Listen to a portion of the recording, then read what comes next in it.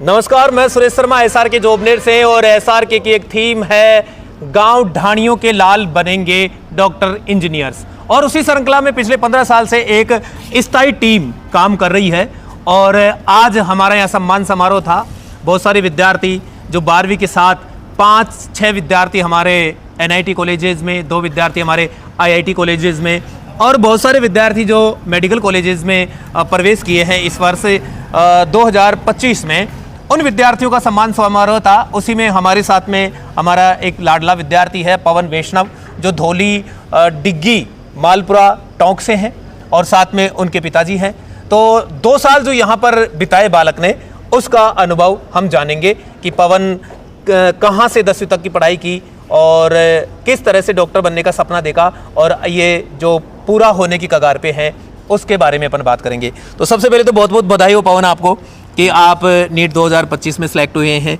तो थोड़ा सा बताइए हमारे विद्यार्थियों को कि आपका सफ़र कैसा रहा, 10वीं तक का आपने कहाँ पढ़ाई की और किस तरह से क्या रहा जी। Thank you sir. Pawan Vaishnav, मैंने 10th अपनी भाई धौली गवर्नमेंट स्कूल से पास आउट था। उसके बाद डॉक्टर बनने का सपना था, तो पापा को बोला, तो इन्होंने मेरे को SRK में मतलब वहीं पर आसपास स्कूलें देखी, वो अच्छी नहीं थी। उसके बाद पापा ने सोचा कि कहीं दूर रखते हैं इसको हॉस्टल में, इसी उद्देश्य से वो जॉबनेर आए। जॉबनेर सबसे पहले इन्होंने SRK में ही आया। SRK में आने के बाद पापा ने रामचंद्र जी से, आपसे, रामलाल जी से बात की। इनको वो एकदम बढ़िया आया, एकदम बढ़िया अच्छा लगा कि हाँ यहाँ पर सही है। इन्होंने यहीं पर मेरा एडमिशन करवा दिया।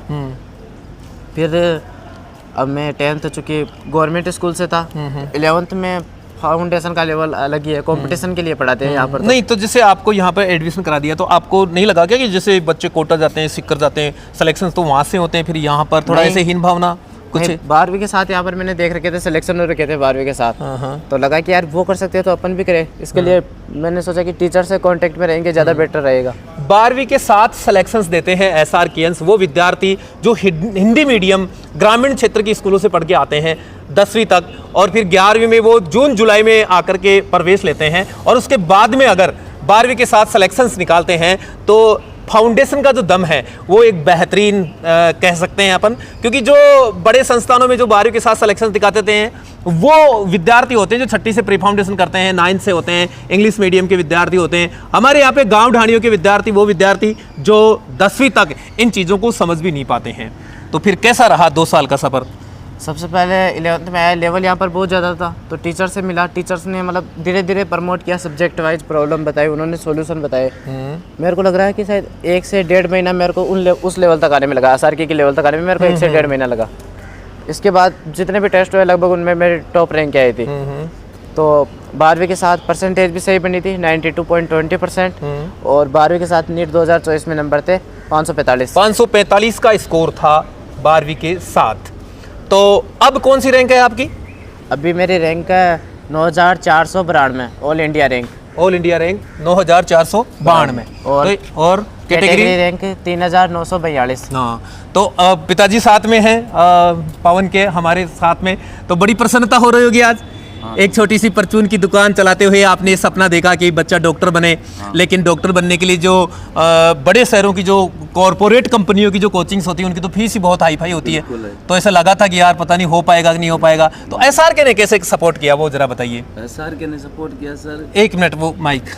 हाँ, SRK ने कैसे सपोर्ट किया वो बताइए। SRK ने ऐसे सपोर्ट किया कि जैसे मैं यहाँ आया, यहाँ बच्चे का एडमिशन के लिए बात करी तो यहाँ पे हॉस्टल की फीस थी 52,000 रुपये, और कोचिंग की फीस थी 40,000 रुपये, ऐसे करके 90,000 रुपये फीस थी। लेकिन मेरी स्थिति को देखते हुए और बच्चे की परसेंटेज को देखते हुए मेरे से सिर्फ 51,000 रुपये लिए गए। मात्र 51,000 रुपये फीस 11th क्लास की, यानी हॉस्टल चार्ज लिया हमने बच्चे को। हॉस्टल चार्ज से भी 1,000 कम, उससे भी 1,000 कम। तो 2 साल में मतलब आपको कोई अव्यवस्था हुई, कभी लगा कि यार गलत जगह डल गया बच्चा या ऐसा कुछ? कभी नहीं लगा। 2 साल में मैं रेगुलरिटी बनाए रखता था। मैं खुद भी हर 10 रोज, 15 रोज, 20 रोज में यहाँ बच्चे को देखने आ जाता था। लेकिन मेरे को कभी भी ये नहीं लगा कि भाई यहाँ पे कोई अव्यवस्था है। पूरा सिस्टम मैनेजमेंट बना हुआ है, सिस्टम की तहत ही काम होता है। कभी जैसे संस्कारों की इस उम्र में जैसे सीधी बात करें तो बिगड़ने के भी चांस रहते हैं, क्योंकि बच्चा बुद्धि होती है। तो ऐसी कोई शिकायत या नहीं, ऐसी कोई शिकायत नहीं मिली। बल्कि यहाँ पे बच्चों के विचार और अच्छे होते हैं। और अच्छे मैं तो SRK का बहुत बहुत धन्यवाद देना चाहता हूँ कि मेरे सपने को पूरा किया। हाँ, बच्चे को डॉक्टर बनने का जो सपना था, बच्चे का डॉक्टर बनने का जो सपना था उसको पूरा किया।